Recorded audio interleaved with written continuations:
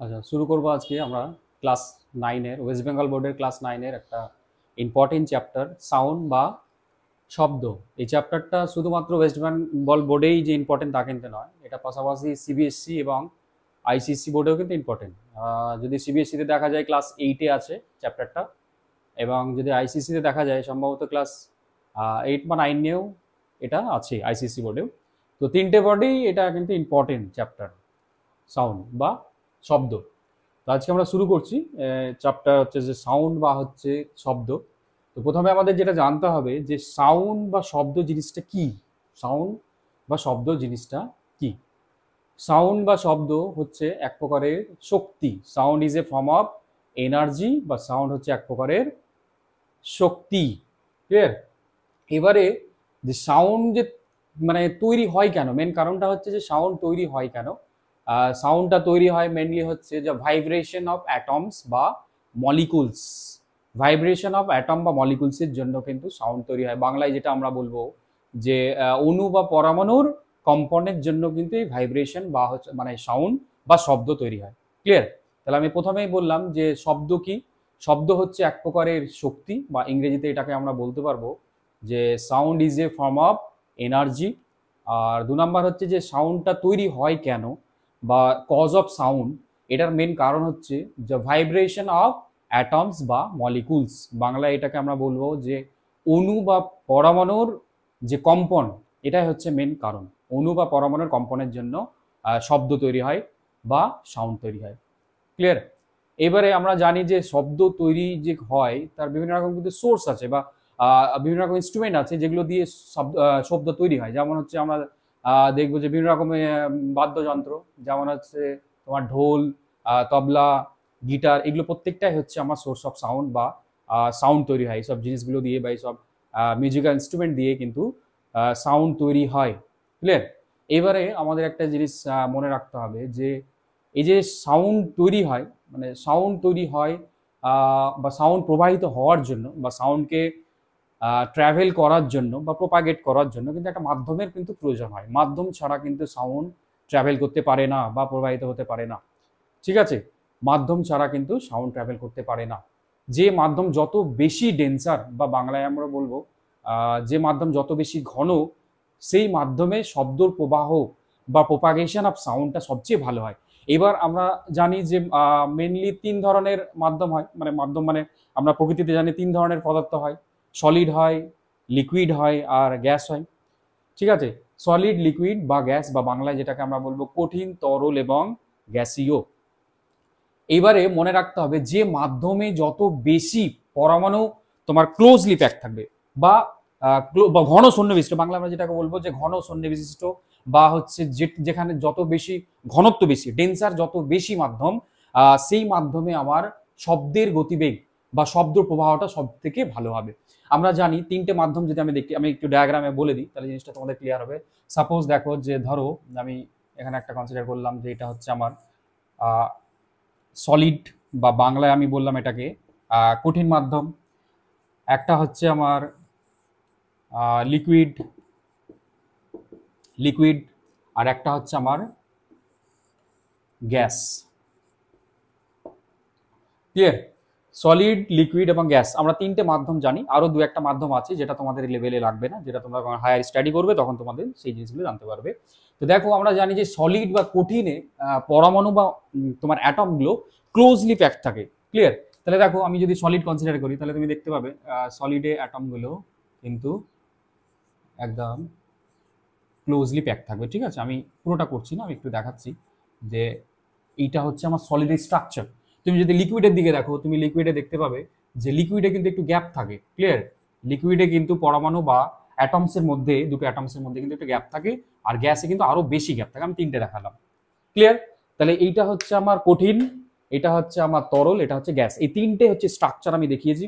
এবারে আমি বললাম যে শব্দ প্রবাহিত হওয়ার জন্য বা শব্দকে ট্রাভেল করার জন্য কিন্তু আমাদের একটা মাধ্যমের প্রয়োজন আছে, এবং যে মাধ্যম যত বেশি ঘন বা যত বেশি ডেন্সার, আমরা এখানে বলবো যত বেশি ক্লোজলি প্যাকড, সেই মাধ্যমে কিন্তু আমার শব্দ প্রবাহ বেশি হবে। ক্লিয়ার? বা প্রোপাগেশন অফ সাউন্ডটা কিন্তু ভালো হবে। যেখানে যত বেশি অ্যাটমস ক্লোজলি প্যাক থাকবে, মানে যত বেশি ডেন্সার মিডিয়াম, যত বেশি ঘন মাধ্যম, সেখানে কিন্তু শব্দের প্রবাহটা বা শব্দের প্রোপাগেশনটা কিন্তু ভালো হবে। কারণ কি, আমি বলেছি যে শব্দ কিন্তু তৈরি হয় due to the vibration of atoms বা ভাইব্রেশন অফ মলিকুলস। ক্লিয়ার? বাংলায় যেটাকে আমরা বলবো যে পরমাণু বা অণুর কম্পনের জন্য যত বেশি কম্পন হবে, যত বেশি কম্পন হবে বা ভাইব্রেশন হবে, আমার শব্দর প্রোপাগেশনটা তত কিন্তু বেশি হবে। ক্লিয়ার? এবার তুমি পরিষ্কার দেখতে পাচ্ছ, দেখো সলিড, লিকুইড এবং গ্যাস, এই তিনটের মধ্যে দেখো সলিডে অ্যাটমগুলো কিন্তু ক্লোজলি প্যাকড আছে, একটু লিকুইডে দেখো একটু গ্যাপ আছে, গ্যাস অনেকটা বেশি গ্যাপ আছে। তাহলে তুমি যদি তিনটেকে একটু কনসিডার করে দেখো, তাহলে তুমি পরিষ্কারভাবে বলতে পারবে যে দেখো সলিডে যেহেতু অ্যাটমগুলো ক্লোজলি প্যাক, তাই এখানে কম্পন বা ভাইব্রেশনটা সবথেকে বেশি হবে, ফলে সাউন্ড ট্রাভেলটাও কিন্তু সব থেকে বেশি হবে সলিডে, তারপরে হবে লিকুইডে, তারপর হবে গ্যাসে। তুমি যদি একটু দেখো সলিড মানে যেরকম মেটালস গুলো যদি দেখো, তাহলে মেটালে কিন্তু সাউন্ডের স্পিড সব থেকে বেশি। আমি কত হবে এটা অ্যাপ্রক্সিমেটলি এটা ডিপেন্ড করে তুমি কি মেটাল নিচ্ছ, স্টিল নিচ্ছ না আয়রন নিচ্ছ না কি মেটাল নিচ্ছ, তার উপরে আমি একটা অ্যাভারেজ বলছি।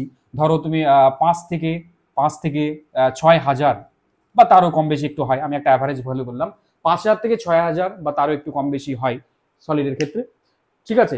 লিকুইডে যদি তোমরা দেখো, লিকুইড মানে তো মেনলি আমরা ধরো ওয়াটারের যদি দেখো, তাহলে ওই তোমার 1400-1500 বা ওই 1,500 ধরে রাখতে পারো, যে তোমার 1,500 আমার মিটার পার সেকেন্ড, এটা হচ্ছে আমার লিকুইডে। ক্লিয়ার? এরপরে যে মাধ্যমটা আমি দেখবো সেটা হচ্ছে আমার গ্যাস। এই গ্যাসে কিন্তু সাউন্ডের স্পিড অনেকটাই কম। কোনো কোনো বইয়ে দেখবে এটা লেখা থাকে 340 লেখা থাকে, কোনো কোনো জায়গায় দেখবে তুমি 340, বা কোনো জায়গায় লেখা থাকবে 342, বা কোনো কোনো বইয়ে দেখবে 332, এটা ভ্যারি করে মিটার পার সেকেন্ড। ঠিক আছে? এটা হচ্ছে ভ্যালু রেঞ্জটা। তাহলে তুমি এটা পরিষ্কার বুঝতে পারছো যে সলিড, লিকুইড এবং গ্যাস বা কঠিন, তরল এবং গ্যাস, এই তিনটে মাধ্যমের মধ্যে যদি তোমাকে বলা হয় শব্দের গতিবেগ সব থেকে বেশি কোন মাধ্যমে হবে, তাহলে তুমি পরিষ্কার বলতে পারবে সলিডে হবে বা কঠিনে হবে। কেন হবে? তার কারণটা হচ্ছে, বলে স্যার সলিডে অ্যাটমগুলো বা পরমাণুগুলো ক্লোজলি প্যাক থাকে, ফলে এখানে ভাইব্রেশনটা সবচেয়ে বেশি হবে। দেখো ভাইব্রেশন মানে কি? কম্পন।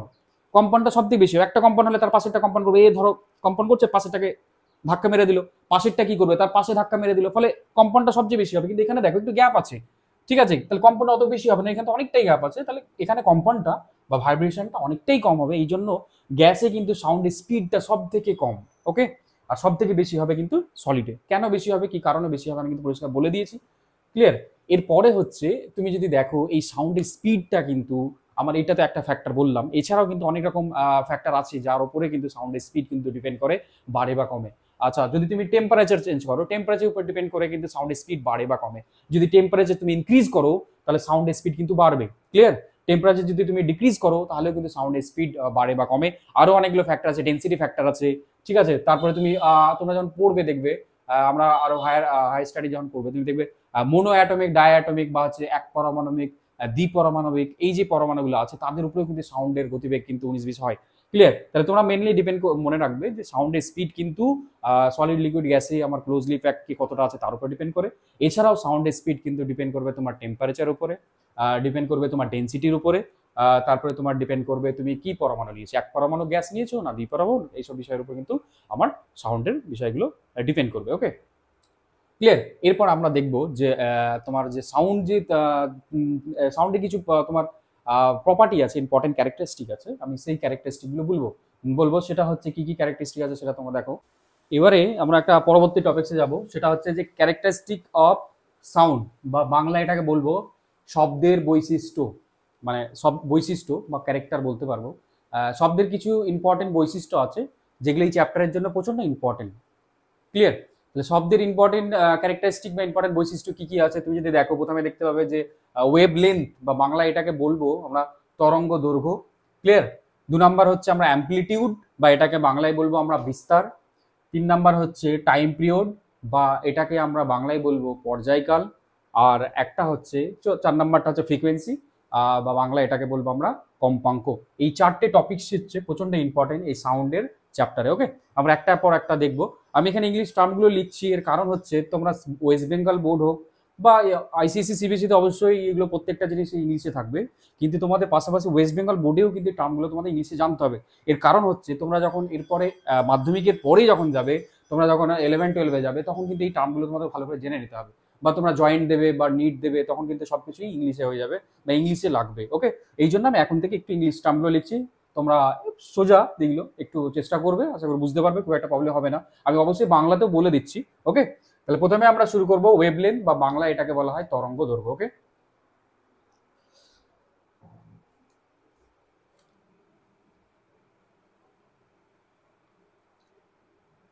দেখো ওয়েভলেন্থ বা তরঙ্গ দৈর্ঘ্য এই কথাটাকে তুমি যদি ভাঙো, পরিষ্কার বুঝতে বুঝতে পারবে তুমি যে এটা আহ, দৈর্ঘ্যকে বোঝাচ্ছে, ওয়েভলেন্থ বা তরঙ্গ দৈর্ঘ্য। ওকে, তরঙ্গ দৈর্ঘ্য আমি লিখছি বাংলাতে, আহ, তরঙ্গ দৈর্ঘ্য। ওকে, তাহলে দেখো এই দৈর্ঘ্য কতটা আছে। ওকে, কত কি আছে, দৈর্ঘ্য। তাহলে দৈর্ঘ্যর মানে লেন্থ, তাহলে তরঙ্গ দৈর্ঘ্য বা ওয়েভ লেন্থের ইউনিট যদি বলা হয়, তাহলে আমরা কি বলবো, এসআই। আমরা জানি দু রকমের ইউনিট হয় মেনলি, একটা হচ্ছে এসআই, একটা হচ্ছে সিজিএস। তাহলে এসআই ইউনিটে আমরা লেন্থের ইউনিট কি হয়, মিটার বলবো। তাহলে এসআই ইউনিটটা হচ্ছে আমার মিটার। যদি তোমাকে বলা হয় সিজিএস ইউনিট কি, তাহলে সিজিএস ইউনিট আমরা জেনে যাবো, সিজিএস ইউনিট হবে আমার সেন্টিমিটার। ওকে, তরঙ্গ দৈর্ঘ্যর এসআই ইউনিট হচ্ছে আমার মিটার, সিজিএস ইউনিট হচ্ছে আমার সেন্টিমিটার। তরঙ্গ দৈর্ঘ্য আমরা কি করে বুঝবো একটু বলি। আচ্ছা, আমি একটু আগে বলছিলাম যে এই যে তরঙ্গ বা সাউন্ড, সাউন্ড ওয়েভ, ক্লিয়ার। তো এই তরঙ্গ বা তরঙ্গ কিরকম হয়, তরঙ্গ সাউন্ড ওয়েভ যদি দেখো, তরঙ্গ কিন্তু মেনলি টু টাইপসের হয়, এটা আমরা পরে বলবো, একটু আগে একটু বলে দিই। সাউন্ড ওয়েভটা কিন্তু অনুদৈর্ঘ্য তরঙ্গ বা এটাকে লংগিটিউডাল ওয়েভ বলা হয়। আমি এখন এটা একটু বলে দিচ্ছি, কিন্তু পরে আবার ডিটেলসে বলবো। সাউন্ড ওয়েভটা কিন্তু একটা অনুদৈর্ঘ্য তরঙ্গ, বা এটাকে বলা হয় লংগিটিউডাল ওয়েভ। ঠিক আছে, আরেকটা হয় যেটা হচ্ছে আমার ট্রান্সভার্স ওয়েভ বা তির্যক তরঙ্গ। ওকে, সেটা আমি পরে বলবো। তো আমি ক্যারেক্টারিস্টিক গুলো বোঝার জন্য আমি একটা ট্রান্সভার্স ওয়েভকে কনসিডার করব, বা তির্যক তরঙ্গ। তির্যক কেন বলা হয় বা অনুদৈর্ঘ্য কেন বলা হয়, এর এক্সপ্লেনেশন, এক্সাম্পল আমরা সবকিছু বোঝাবো। তার আগে একটু আমি বলে দিই যে তরঙ্গ জিনিসটা কি। ওকে, তোমরা দেখো, একটু আমি বলি যে ধরো পুকুরে তোমরা দেখেছো কোন একটা পাথরকে যদি তুমি ফেলে দাও পুকুরে, তো দেখবে যে জায়গাটা তুমি ফেলছো সেই জায়গাটায় পাথরটা পড়ার পরে একটা তরঙ্গ তৈরি হয় না, একটা যেটা বাংলা আমরা বলি ঢেউ তৈরি হয়, এরকম একটা ঢেউ তৈরি হয়। ঠিক আছে, এই ঢেউটা তৈরি হয় যে জায়গায় তুমি ফেলবে সেই জায়গাটা বড় ঢেউ তৈরি হবে, এরকম একটা বড় ঢেউ তৈরি হওয়ার পরে এটা ধীরে ধীরে ধীরে ধীরে ধীরে যেতে যেতে যেতে যেতে একটা টাইম পরে কিন্তু ওটা নর্মাল হয়ে যায়। তাহলে এইটাকেই আমরা বলতে পারি তরঙ্গ। আর এই যে সাউন্ড ওয়েভ সেটা কিন্তু এইভাবেই প্রবাহিত হয়। ওকে, একটা জলের যে ঢেউ, জলের ঢেউয়ের মতন কিন্তু এই তরঙ্গটা প্রবাহিত হয়। তাহলে আমরা প্রথমে এই টপিকটা দেখি যে তরঙ্গ দৈর্ঘ্য বা ওয়েভলেন্থ জিনিসটা কি। দেখো কি করে মেজার করবে, আমি এটাকে এই চারটি ক্যারেক্টারিস্টিককে বোঝার জন্য আমি কিন্তু ট্রান্সভার্স ওয়েভ, আবারও বলছি ট্রান্সভার্স ওয়েভ কনসিডার করব, বা এটাকে বলবো আমরা তির্যক তরঙ্গ। ক্লিয়ার। তাহলে সাপোজ ধরো একটা তির্যক তরঙ্গ আমি নিচ্ছি, বা তরঙ্গ কেমন হয় দেখতে, তুমি দেখবে যে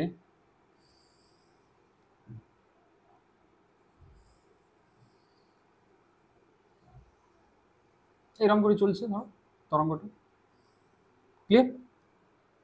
আমি দুটো জিনিস দেখিয়েছি দেখো, একটা হচ্ছে এই যে জায়গাটা, এইটা হচ্ছে আমার মিন, মানে পুকুরের যে নর্মাল অবস্থায় যে পুকুরটা ছিল সেটা হচ্ছে মিন পজিশন, বা এটাকে বলা হয় ইকুইলিব্রিয়াম পজিশন বা নর্মাল অবস্থা। ওকে, এই যে প্লেন যেটা দিয়েছি এটা হচ্ছে নর্মাল অবস্থা বা পুকুরের মেন প্লেনটা। ওকে, এবারে তুমি ধরো এখানে কোনো একটা অবজেক্ট ফেলে দিয়েছো, তাহলে অবজেক্টটা যেই ফেলবে দেখবে জলতলটা কি করবে, এরকম করে লাফাতে লাফাতে লাফাতে লাফাতে যাবে। ক্লিয়ার, এইভাবে যেতে যেতে যেতে একটা টাইম পরে তোমার কি হবে, ওটা নর্মাল হয়ে যাবে। ওকে, তাহলে এখানে আমি প্রথমে দেখবো যে ওয়েভ লেন্থ বা তরঙ্গ দৈর্ঘ্য আমরা কাকে বলবো। এইটাকে বোঝানোর জন্য অনেকগুলো বিষয় দিয়ে আমরা বলতে পারবো। একটু বলি, সাপোজ ধরো যে তরঙ্গ দৈর্ঘ্য কি করে মেজার করা হয়। ধরো এই যে ওয়েভ, তার পিক পয়েন্টটা হচ্ছে বা শীর্ষবিন্দুটা হচ্ছে এইটা।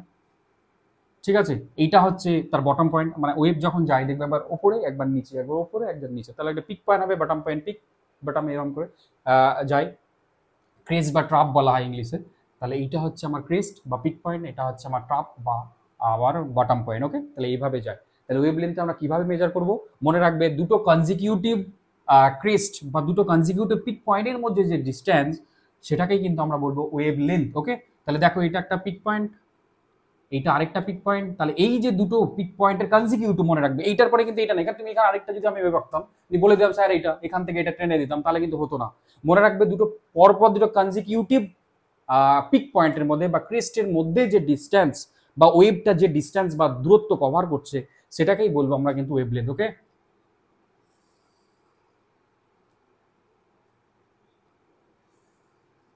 এই জায়গাটা এখান থেকে এটা হয়ে গেল আমরা ওয়েভ লেন্থ, এটাকে বলবো আমরা ওয়েভ লেন্থ।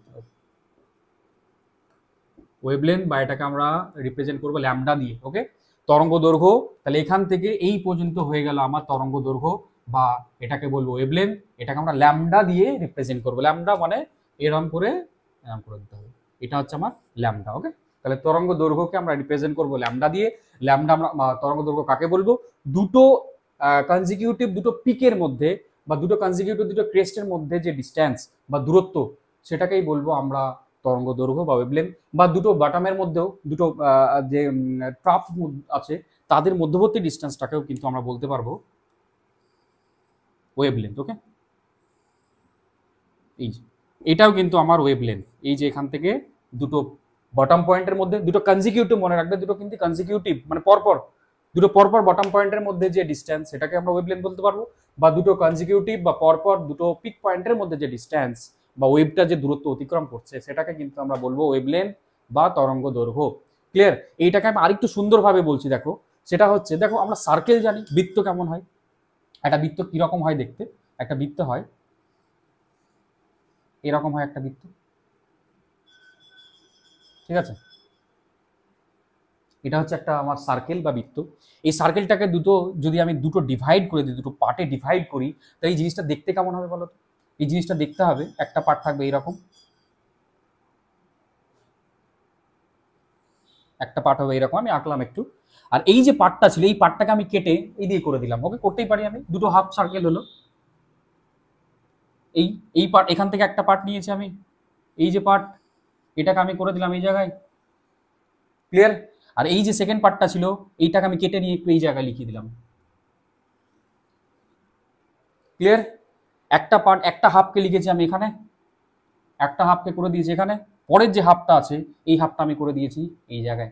তাহলে দেখো এই সার্কেলটারই এই রিপ্রেজেন্টেশন, মানে এই সার্কেলটা মানেই হচ্ছে কিন্তু এই এই জিনিসটা, এইটা, এই জিনিসটাকে আমি রিপ্রেজেন্ট করতে পারি না? একটা সার্কেল মানে দুটোকে যদি আমি খুলে দিই তাহলে আমার জিনিসটা এরকম হলো। তাহলে এইটা হচ্ছে আমার একটা সার্কেল। তাহলে মনে রাখবে তরঙ্গ দৈর্ঘ্য বা ওয়েভলেন্থে আরেকটা আমি ডেফিনেশন বা সংজ্ঞা বলে দিচ্ছি, যে মনে রাখবে একটা ওয়েভ, একটা তরঙ্গ একটা পূর্ণ সাইকেলে যে দূরত্ব অতিক্রম করে সেটাকেও কিন্তু আমরা বলবো ওয়েভলেন্থ বা তরঙ্গ দৈর্ঘ্য। আবারও বলছি, একটা ওয়েভ বা একটা তরঙ্গ একটা পূর্ণ সাইকেলে, এই যে একটা পাক ঘুরে আসলো, এই যে এই পুরো ডিস্টেন্সটাকেই কিন্তু আমরা বলতে পারবো ওয়েভলেন্থ। তাহলে এই স্যার এখানে তো সার্কেল নেই, তাহলে কি করে বুঝবো? তাহলে একটা সার্কেল মানে দুটো হাফ, এই একটা জিনিস থাকবে এর একটা জিনিস, তাহলে এই টোটাল যে ডিস্টেন্স এটাও কিন্তু আমার ওয়েভলেন্থ। আবারও বলছি, এই যে টোটাল ডিস্টেন্স একটা সার্কেলে বা একটা সাইকেলে ওয়েভ যে ডিস্টেন্সটা কভার করে সেটাও কিন্তু ওয়েভলেন্থ বা তরঙ্গ দৈর্ঘ্য। তাহলে এই জিনিসটাকে আমরা এখানে যদি রিলেট করি, তুমি দেখো একটা ওয়েভ, সাপোজ বললাম আমি যে এখান থেকে শুরু করেছে ওয়েভ, তাহলে এই শুরু করেছে, এই গিয়ে এই হাফ হয়েছে। ক্লিয়ার? তাহলে এই একটা হাফ পেলাম, এখান থেকে শুরু করে আবার এখানে গিয়ে এই হাফ হয়েছে। তাহলে দেখো এখান থেকে শুরু করে যদি এই যায় তাহলে একটা সার্কেল হলো না, একটা বৃত্ত হলো না? তাহলে একটা বৃত্ততে বা একটা সার্কেলে ওয়েভ যে ডিস্টেন্স কভার করে বা দূরত্ব কভার করে সেটাকেও আমরা বলতে পারবো ওয়েভলেন্থ। ওকে, তাহলে ওয়েভলেন্থ কি বলবে? তুমি এভাবে বলতে পারো যে একটা সার্কেলে বা একটা বৃত্তপথে একটা ওয়েভ যে দূরত্ব কভার করে সেটাকে আমরা বলবো ওয়েভলেন্থ বা তরঙ্গ দৈর্ঘ্য। সেটা কি করে বুঝবে? ধরো একটা ওয়েভ এখান থেকে শুরু করেছে, এই এই হাফ হলো, এখনো কিন্তু সার্কেল হয়নি, এটা হাফ সার্কেল হয়েছে অর্ধবৃত্ত, বাকিটা এই গেল। তাহলে এইখান থেকে এইটা, এখান থেকে এইটা, পুরোটা মিলে একটা সার্কেল হয় না? এই জিনিসটা হয়ে গেল না? তাহলে এইটাই তো বললাম যে একটা সার্কেলে ওয়েভ যে ডিস্টেন্স কভার করে বা দূরত্ব কভার করে সেটাকেও কিন্তু আমরা ওয়েভলেন্থ বলতে পারবো। তাহলে এখান থেকে পুরো এই জায়গাটা থেকে এই জায়গাটা হয়ে গেল আমার একটা ওয়েভলেন্থ। বলে স্যার এটা তো বুঝতে পারলাম, যদি আমি এখান থেকে শুরু করি, ধরো আমি এখান থেকে শুরু করলাম, তাহলে স্যার কোথায় হবে? আমি আগের যে থিওরি বললাম সেটাতেও করতে পারলে ভালো, তুমি যদি না করো এই প্রসেস লাগাও তাতেও পেরে যাবে। তাহলে দেখো আমি বলেছি একটা সার্কেলে ওয়েভ যে ডিস্টেন্স কভার করবে আমরা সেটাকেই কিন্তু বলবো ওয়েভলেন্থ। তাহলে আমি একটু দেখি, ধরো আমি এখান থেকে ওয়েভটাকে শুরু করলাম, তাহলে এখান থেকে গিয়ে এই গেল, তারপরে এই আসলো, তাহলে এইখান থেকে এইটা তো বুঝে গেলাম স্যার এটা হাফ সার্কেল হয়ে গেল। আর এইখান থেকে এইটুকু আর এইখান থেকে এইটুকু মিলে একটা হাফ হচ্ছে। তাহলে এই জায়গাটা থেকে এইটুকু আর এই জায়গাটা, এই দুটো জায়গা মিলে হাফ হচ্ছে, আর এইটা হাফ। তাহলে এখান থেকে এই জায়গাটা হয়ে গেল না একটা সার্কেল, এই জিনিসটা হয়ে গেল না? তাহলে আমি যদি এখান থেকে বলি এই হাফ থেকে এই হাফ গেল, এই একটা টোটাল হাফ, আর এইটুকু মিলে হাফ, তাহলে এখান থেকে টোটাল এইটা একটা সার্কেল হয়ে গেল, মানে এই জিনিসটা হয়ে গেল। তার মানে এখান থেকে এটাও একটা ওয়েভলেন্থ হলো। তাহলে আমি দুটো ভাবে বুঝিয়ে দিলাম। ক্লিয়ার?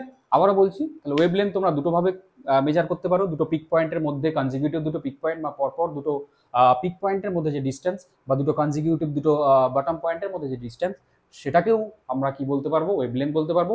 বা আমি আরেকটা প্রসেস বললাম, একটা তরঙ্গ একটা পূর্ণ সাইকেলে যে দূরত্ব অতিক্রম করে বা যে ডিস্টেন্স কভার করে, সেটাকেও কিন্তু আমরা ওয়েভলেন্থ বলবো। তাহলে আমি যদি এখান থেকে শুরু করি, এই একটা হাফ গেল, এই একটা হাফ গেল, তাহলে দেখো একটা সার্কেল হলো, এই জিনিসটা হলো, তাহলে এটা এখান থেকে এটা একটা ওয়েভলেন্থ হলো।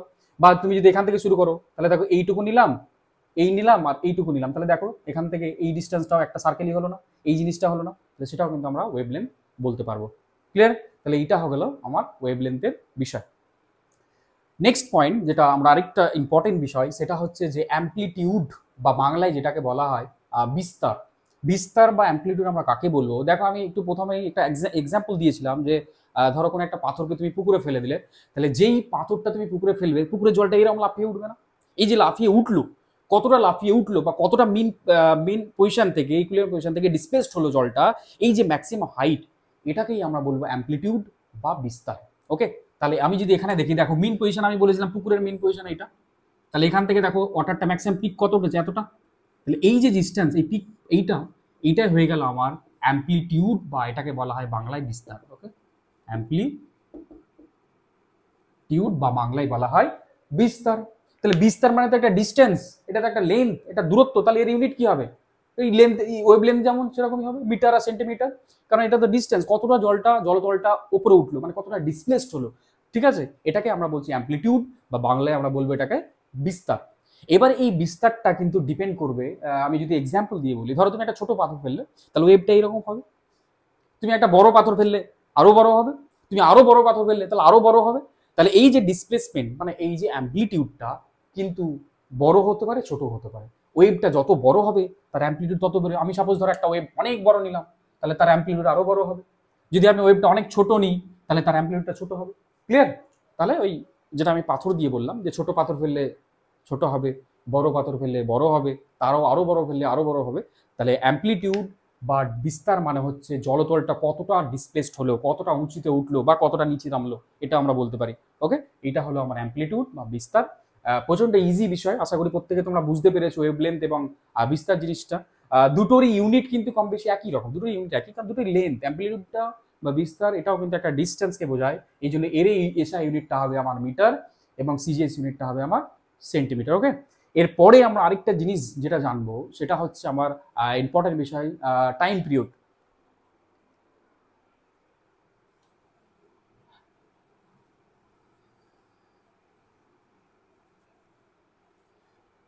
টাইম পিরিয়ড বা বাংলা এটাকে বলা হয় পর্যায়কাল। ওকে, টাইম পিরিয়ড আমি ইংলিশে লিখছি,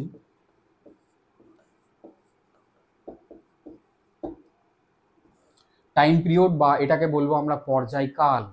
পর্যায়কাল কাকে বলবো?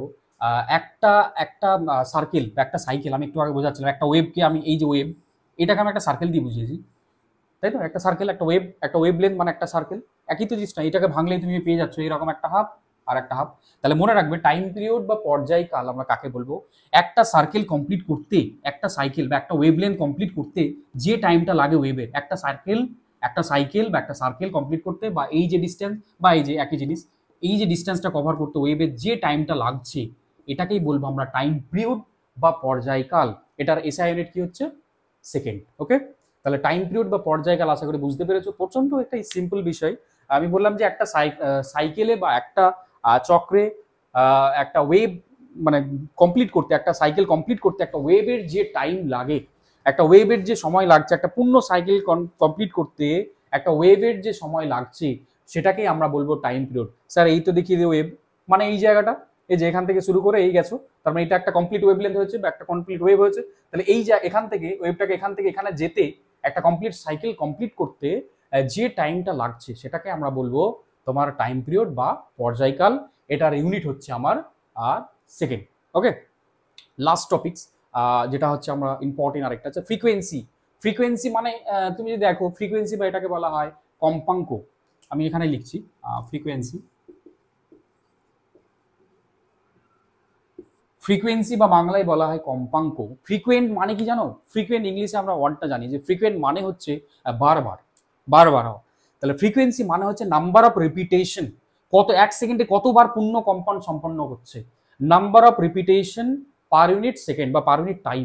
ইউনিট টাইমে বা একক সময়ে কতবার পূর্ণ চক্রটা সম্পন্ন করছে সেটাকেই আমরা বলবো ফ্রিকোয়েন্সি। আবারও বলছি, number of repetition per unit time, ইংলিশে বলছে number of repetition per unit time, বা বাংলায় হচ্ছে একক সময়ে কতগুলো পাক তুমি কমপ্লিট করছো। ধরো 1 সেকেন্ডে হতে পারে, 1 মিনিটে হতে পারে, 1 ঘন্টায় হতে পারে। ধরো তোমাকে আমি বললাম, তোমার ধরো যে ধরো তোমার 2-3টে বন্ধু আছে, আমি একটা ফিল্ডকে বললাম যে তোমরা 1 ঘন্টায় কে কত পাক দিচ্ছ আমি দেখবো। একটা ফিল্ড আছে, ধরো এরকম একটা ফিল্ড আছে, এটা একটা ফিল্ড আছে, 3 বন্ধু আছে, ধরো এ বি সি, 3টে বন্ধু আছে। আমি বললাম যে তোমরা একই জায়গায় দাঁড়াও, এখানে 3 জনকে দাঁড় করিয়ে দিয়েছি, না আমি বললাম যে 1 ঘন্টা টাইম দিচ্ছি, তোমরা কে কত পাক মারতে পারছো। ঠিক আছে, ঘুরতে বললাম যে তোমরা এক পাক মেরে যাও, রাউন্ড করো 1 ঘন্টায়, আমি দেখবো লাস্ট বেলায় কাউন্ট করে দেখবো কে কত পাক ঘুরেছো। আমি দেখলাম যে এ ঘুরেছে ধরো 10, 1 ঘন্টায় 10 পাক ঘুরেছো, বি ঘুরেছে ধরো 15, সি ঘুরেছে ধরো 20। তাহলে নাম্বার অফ রিপিটেশন কার বেশি ইউনিট সেকেন্ড 1 ঘন্টায়, আমি ধরে নিলাম যে 1 ঘন্টায় সবচেয়ে বেশি কে দিয়েছে, এ সি। তাহলে এই 1 ঘন্টায় কত 20 পাক দিয়েছে, তাহলে এর ফ্রিকোয়েন্সি সবচেয়ে বেশি। Number of repetition per unit time, 1 ঘন্টায় বা 1 মিনিটে বা 1 সেকেন্ডে তুমি কতবার পূর্ণ চক্রটা বা পূর্ণ এটা কমপ্লিট করলে, সাইকেলটা কমপ্লিট করলে, যে যত বেশি কমপ্লিট করবে তার ফ্রিকোয়েন্সি তত বেশি। তাহলে সি হচ্ছে 1 ঘন্টায় 20 পাক দিয়েছে, তাহলে এর ফ্রিকোয়েন্সি সবথেকে বেশি। এ হচ্ছে 10 দিয়েছে, এর সবথেকে কম, আর এ হচ্ছে মিডিয়াম। ঠিক আছে, তাহলে ফ্রিকোয়েন্সি বুঝতে পেরেছো? ফ্রিকোয়েন্সি হচ্ছে number of repetition per unit time, সেটা সেকেন্ডে হতে পারে, মিনিটে হতে পারে, ঘন্টায় হতে পারে। ওকে, আচ্ছা ফ্রিকোয়েন্সির ইউনিট কি? ফ্রিকোয়েন্সির ইউনিট হচ্ছে হার্জ। ওকে, ফ্রিকোয়েন্সির ইউনিট হচ্ছে আমার হার্জ, টি জে, হার্জ বলা হয়। ফ্রিকোয়েন্সির ইউনিট কি হচ্ছে? হার্জ, বা বাংলায় বলা হবে, আচ্ছা বাংলাতেও সে হার্জই বলা হয়, ফ্রিকোয়েন্সি বা হার্জ। ওকে, এই 4টে জিনিস আমি বললাম। প্রথমে আমি বলেছি ওয়েভলেন্থ বা হচ্ছে তরঙ্গ দৈর্ঘ্য, তারপরে বললাম আমরা হচ্ছে অ্যাম্পলিটিউড বা হচ্ছে বিস্তার, তারপরে বলেছি আমি থার্ডে বলছি টাইম পিরিয়ড বা হচ্ছে পর্যায়কাল, লাস্ট যেটা বলেছি আমি ফ্রিকোয়েন্সি বা কম্পাঙ্ক, যেটাকে বলছি আমি তোমার হার্জ। ওকে, আচ্ছা এখানে আমি একটা রিলেশন করব, এই ফ্রিকোয়েন্সি আর এই যে তোমার মানে এই যে টাইম পিরিয়ড মানে পর্যায়কাল আর এই যে কম্পাঙ্ক বা ফ্রিকোয়েন্সি, এদের মধ্যে রিলেশন আছে। ওকে, রিলেশনটা কি মনে রাখবে, এটা প্রচন্ড ইম্পর্টেন্ট একটা রিলেশন।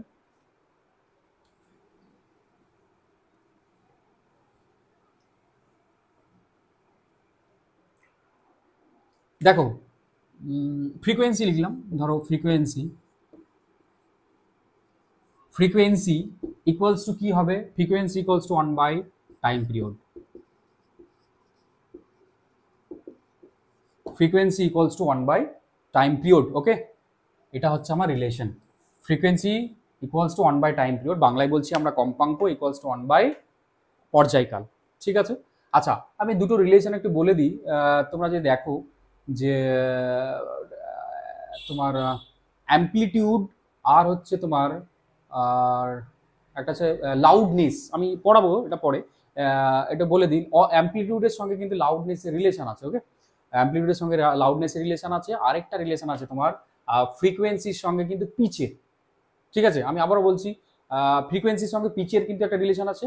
যার ফ্রিকোয়েন্সি যত বেশি বা যার পিচ যত বেশি তার ফ্রিকোয়েন্সি তত বেশি, মানে যার ফ্রিকোয়েন্সি যত বেশি তার পিচ তত বেশি। আরেকটা জিনিস হচ্ছে যার তোমার লাউডনেস, যার অ্যাম্পলিটিউড যত বেশি তার লাউডনেস কিন্তু তত বেশি। আমি এই জিনিসগুলো একটু পরে বলবো, ওকে, আরো ডিটেলসে বলবো, বললাম বলে একটু করে দিলাম। আচ্ছা আরেকটা রিলেশন আছে, আমি বলে দিই। সেকেন্ড রিলেশন হচ্ছে আমার V equals to N lambda. ঠিক আছে, আচ্ছা স্পিডের সঙ্গে সাউন্ডের স্পিড, সাউন্ডের ফ্রিকোয়েন্সি আর সাউন্ডের ওয়েভলেন্থ, এদের মধ্যে রিলেশন আছে। ঠিক আছে, সাউন্ড এটা হচ্ছে স্পিড, সাউন্ডের speed V equals to N lambda, speed সাউন্ডের গতিবেগ। আচ্ছা সাউন্ডের কম্পাঙ্ক, এটা আমি ইংলিশে লিখছি ফ্রিকোয়েন্সি, ফ্রিকোয়েন্সি আর এটা হচ্ছে ওয়েভলেন্থ, এদের মধ্যে রিলেশন হচ্ছে এইটা ওয়েভলেন্থ। তাহলে speed equals to frequency into wavelength, V equals to N lambda, আর একটা বললাম আমরা এখানে লিখে দিচ্ছি time period, frequency F equals to 1 by T. এই দুটো রিলেশন বললাম। ফ্রিকোয়েন্সির সঙ্গে তোমার টাইম পিরিয়ডের রিলেশন আছে, inversely proportional, F equals to 1 by T, আর হচ্ছে তোমার V equals to N lambda, speed এটা হচ্ছে শব্দের গতিবেগ, ইকুয়ালস টু হচ্ছে শব্দের কম্পাঙ্ক, আর হচ্ছে শব্দের তরঙ্গ দৈর্ঘ্য, এই দুটো হচ্ছে রিলেশন। আচ্ছা আর ওই দুটো জিনিস বলে দিই, আমি যখন বলছিলাম যে তোমার অ্যাম্পলিটিউডের সঙ্গে কিন্তু লাউডনেসের একটা রিলেশন আছে। লাউডনেস মানে কি বলো, কি কত জোরে চেঁচাচ্ছ, লাউডনেস। যার লাউডনেস যত বেশি বা যার অ্যাম্পলিটিউড যত বেশি তার লাউডনেস কিন্তু তত বেশি। লাউডনেসের সঙ্গে কিন্তু অ্যাম্পলিটিউড ডাইরেক্টলি প্রপোর্শনাল রিলেশন। আমি বলছি যে অ্যাম্পলিটিউড, আমি লিখে দিই loudness is directly proportional to amplitude।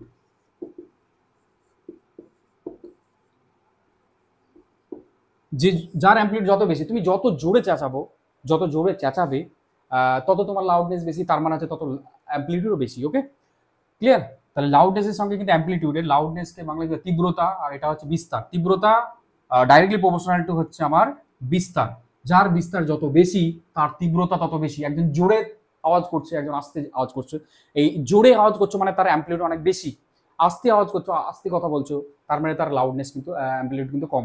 Amplitude কম মানে লাউডনেস কম, অ্যাম্পলিটিউড বেশি মানে লাউডনেস বেশি। তো ডাইরেক্টলি প্রপোর্শনাল, তোমরা জানো, ম্যাথসে করেছো, এটা কিন্তু ডাইরেক্টলি প্রপোর্শনাল রিলেশন। ওকে, আরেকটা যেটা বললাম আমি, যে পিচ আর হচ্ছে ফ্রিকোয়েন্সি।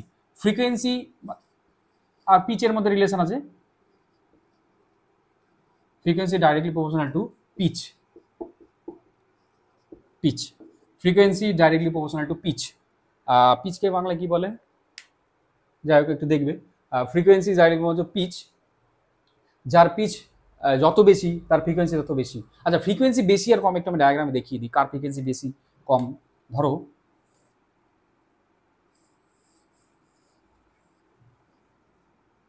এখানে কার ফ্রিকোয়েন্সি বেশি বলবে, এটা একটা নিলাম, আর একটা নিয়েছি আমি, ধরো এরম করে ধরো আছে, আরও ধরো আছে। তাহলে দেখো এর ফ্রিকোয়েন্সি বেশি। কেন ফ্রিকোয়েন্সি বেশি? এর নাম্বার অফ রিপিটেশন বেশি। দেখো এর একটা দুটো এই পর্যন্ত ধরো একটা, এর এই পর্যন্ত অনেকগুলো হয়ে গেছে। তাহলে যার নাম্বার অফ রিপিটেশন যত বেশি হবে তার ফ্রিকোয়েন্সি তত বেশি বলেছি আমি। এখানে দেখো নাম্বার অফ রিপিটেশন অনেক কম, এখানে নাম্বার অফ রিপিটেশনটা অনেক বেশি। আমি একটা নর্মাল ডায়াগ্রাম করেছি। তাহলে এখানে নাম্বার অফ রিপিটেশন বেশি, তাহলে এর ফ্রিকোয়েন্সি বেশি, তার মানে পিচও বেশি। এখানে নাম্বার অফ রিপিটেশন কম মানে ফ্রিকোয়েন্সি কম মানে পিচও কম। ক্লিয়ার? তাহলে এই দুটো রিলেশন মনে রাখবে। আর টাইম পিরিয়ড, আর আমি আরেকটা বলে দিলাম ফ্রিকোয়েন্সি রিলেশন, আর ওই স্পিডের সঙ্গে তোমার ফ্রিকোয়েন্সি রিলেশন, এই চারটে জিনিস মনে রাখবে। আচ্ছা, আরেকটা জিনিস একটু মনে রাখি, আমাদের দেখবে মেল ভয়েস আর ফিমেল ভয়েসের মধ্যে একটু ডিফারেন্ট হয়। ওকে, তাহলে কোথায় হয় দেখবে, মেনলি মেল ভয়েস কিন্তু অনেক লাউড হয়, লাউড, ঠিক আছে, একটু মোটা সাউন্ড হয়। লাউডনেস কিন্তু মেলের অনেক বেশি, আর ফিমেলের লাউডনেস অনেক কম। ফিমেলের লাউডনেস বেশি, এখানে মনে রাখবে মেলের লাউডনেস অনেক কিন্তু বেশি, মেলের লাউডনেস বেশি, আর ফিমেলের হচ্ছে আমার লাউডনেস কম। ওকে, কিন্তু তুমি যদি দেখো এইটা কিন্তু ফিমেলের বেশি, পিচ বা ফ্রিকোয়েন্সি এটা কিন্তু অনেক বেশি ফিমেলের। ফিমেলের ক্ষেত্রে কিন্তু পিচ অনেক বেশি বা তোমার ফ্রিকোয়েন্সি কিন্তু অনেক বেশি। ফিমেল ভয়েসের ফ্রিকোয়েন্সি বা পিচ কিন্তু অনেক বেশি মেল ভয়েসের থেকে। মেল ভয়েসে কিন্তু পিচ বা ফ্রিকোয়েন্সি অনেক কম, মানে এদের ভয়েসটা অনেক পাতলা হয়, শ্রিল হয়। ঠিক আছে, মেয়েদের বা ফিমেলের ভয়েস হয় অনেক পাতলা বা শ্রিল, আর ফিমেলের ভয়েস হয় অনেক পাতলা বা শ্রিল। ঠিক আছে, আর মেলের ভয়েস হচ্ছে অনেক লাউড, অনেক অ্যাম্পলিটিউড বেশি, অনেক জোরে যায়। দেখবে রাস্তাঘাটে যখন কেউ বেরোয়, দেখো মেয়েদের বা গার্লসদের ভয়েস অনেক কম হয়, কিন্তু ওদের শ্রিল হয় প্রচন্ড, অনেক ফ্রিকোয়েন্সি বেশি থাকে। আর একজন মেল যদি আওয়াজ করে দেখবে অনেক ডিস্টেন্স পর্যন্ত যেতে পারে, কারণ তাদের লাউডনেস অনেক বেশি হয়। তাহলে মেলের লাউডনেস কিন্তু অনেক বেশি হয়, মানে তীব্রতা বেশি বা বিস্তর বেশি হয় মেলের, ফিমেলের কিন্তু কম। কিন্তু ফিমেলের এই ফ্রিকোয়েন্সি বেশি হয় বা পিচ বেশি হয়, কম্পাঙ্ক বেশি হয়। এদের ভয়েস, ফিমেলের ভয়েস কিন্তু অনেক শ্রিল হয় মেলের থেকে। ক্লিয়ার? এই জিনিসটা তোমরা মনে রাখবে। ওকে।